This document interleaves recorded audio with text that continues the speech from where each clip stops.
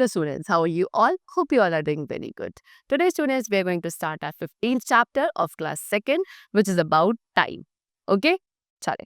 See, the position of the sun in the sky tells us what time of the day it is. So sky में जो sun की position है उसके through आप क्या एक idea ले सकते हैं कि इस time पे क्या time होगा. Okay, day का कौन सा time चल रहा है.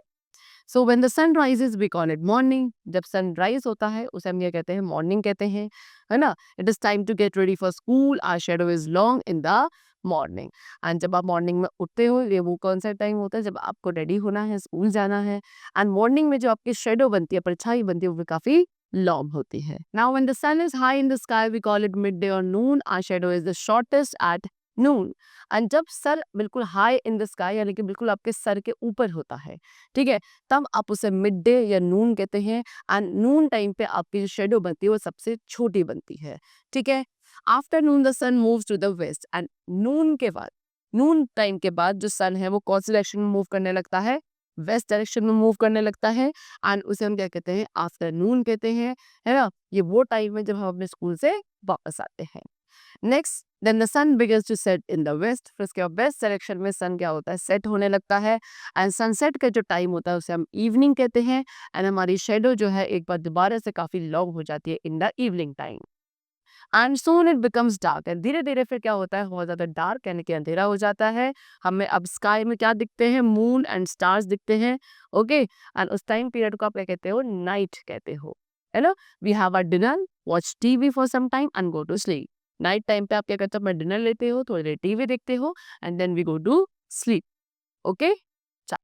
Now how to find out the time. अब हम कैसे टाइम को फाइंड आउट करेंगे. In earlier times people used to guess the time by looking at the position of the sun, but they could not tell us the accurate time.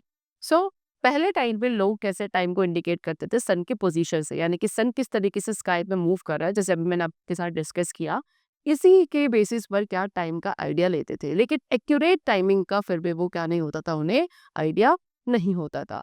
लेकिन आज के time पे हम वॉचेस, क्लॉक्स, इन सभी को use करते हैं to know the accurate time. Okay, चलो. So first of all you have to understand about some hands of a clock.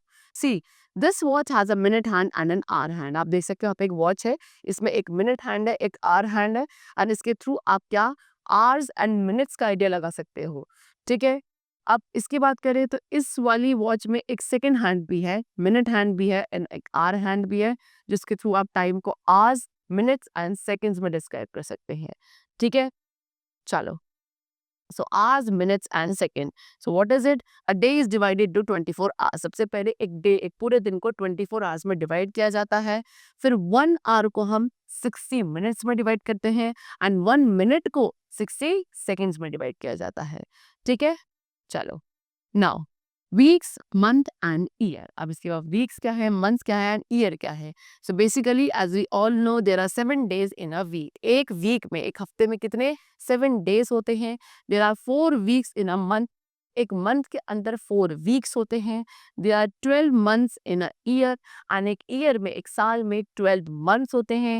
And there are 365 और 366 days in a year. And पूरे साल में या तो 365 डेज या 366 ईयर्स सॉरी डेज होते हैं. ओके, चलो. सो एक वीक में जो 7 डेज होते हैं कौन कौन से होते हैं, Sunday, Monday, Tuesday, Wednesday, Thursday, Friday and Saturday.